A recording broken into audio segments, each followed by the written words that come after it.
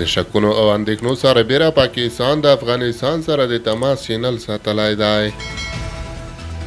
سلام ستړي مشئ په هم وکړئ د امپراتور ټي وي یوټیوب چینل څخه تازه او مهم خبر ته.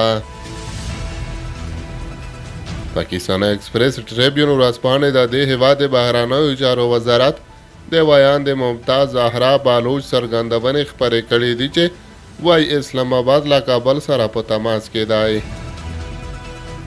د څرګندونې له هغې وروسته دي چې د دې هیواد سرپرست صدر اعظم انور حق کاکړ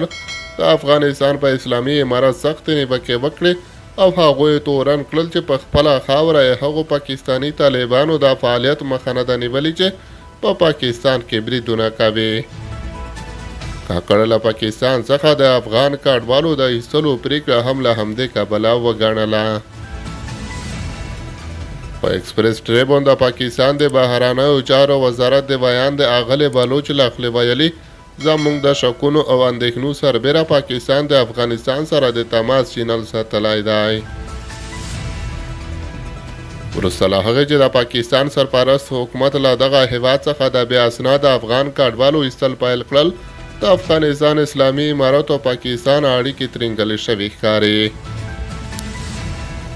ورځپاڼه زیاتوي کله چې د پاکستان د بهرنیو چارو وزارت له ویاند ممتاز زهرا بالوچ څخه د دې ترینګل شویو اړیکو په اړه وپوښتل شول،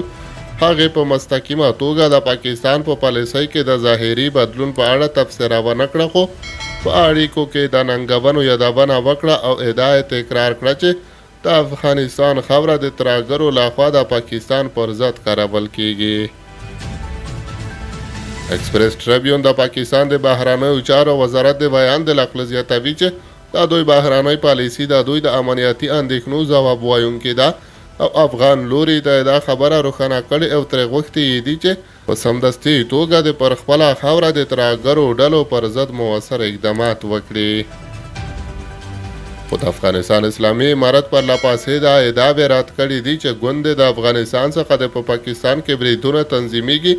او ټینګار یې کړی چې دوی هیڅ چاته اجازه نه ورکوي چې د افغانستان خاوره د پاکستان یا بل هیواد په ضد وکاروي. د افغانستان اسلامي امارت ویاند ذبیح الله مجاهد تر دې مخکې د پاکستان د سرپرست صدر اعظم د څرګندونو په اړه ویلي و چې پاکستان کې د بریدونو زیاتوالی په دوی پورې نه تړل کیږي. مجاهد همدغه راز ویلي و چې دوی په پاکستان کې امن غواړي، خو د دې هیواد امنیت ساتلو مسؤلیت نه لري.